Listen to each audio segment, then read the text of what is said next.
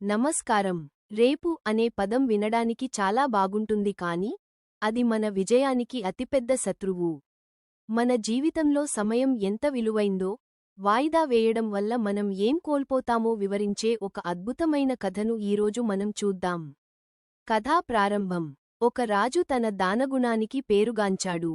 ఒకరోజు ఒక పేదవాడు రాజు దగ్గరకు వచ్చి తన దారిద్ర్యం గురించి చెప్పుకుని బాధపడ్డాడు. రాజు జాలిపడి, సరే, రేపు ఉదయం సూర్యోదయానికి ముందు నువ్వు నా కోటలోని ఖజానాకు రా. నీకు ఎంత బంగారం, వజ్రాలు కావాలో అంత తీసుకో అని చెప్పాడు. ఆ పేదవాడు ఎంతో సంతోషించాడు. కాని అతను ఇంటికి వెళ్ళి, ఇంకా చాలా సమయం ఉంది కదా, రేపు పొద్దున్నే వెళ్ళొచ్చులే అని అనుకుని నిద్రపోయాడు. మరుసటి రోజు ఉదయం అతను అనుకున్న సమయానికి నిద్రలేవలేకపోయాడు.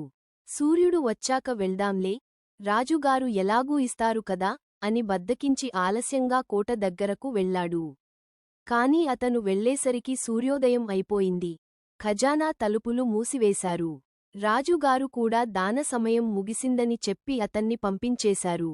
కేవలం కొద్ది నిమిషాల వాయిదా వల్ల అతను తన జీవితాన్నే మార్చే గొప్ప అవకాశాన్ని కోల్పోయాడు. నీతి: సమయం ఎవరికోసమూ ఆగదు. మనం రేపు అని వాయిదా వేసే ప్రతి నిమిషం మన విజయానికి దూరం చేస్తుంది.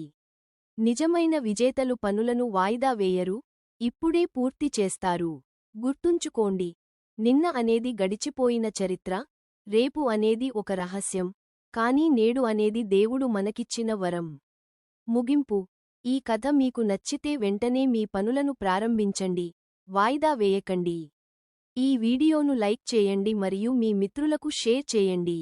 మరిన్ని మోటివేషనల్ వీడియోల కోసం భాగ్య బాలాజీ క్రియేషన్స్ ని సబ్స్క్రైబ్ చేసుకోండి. నేను మీ మేధా. మళ్ళీ రేపు కలుద్దాం.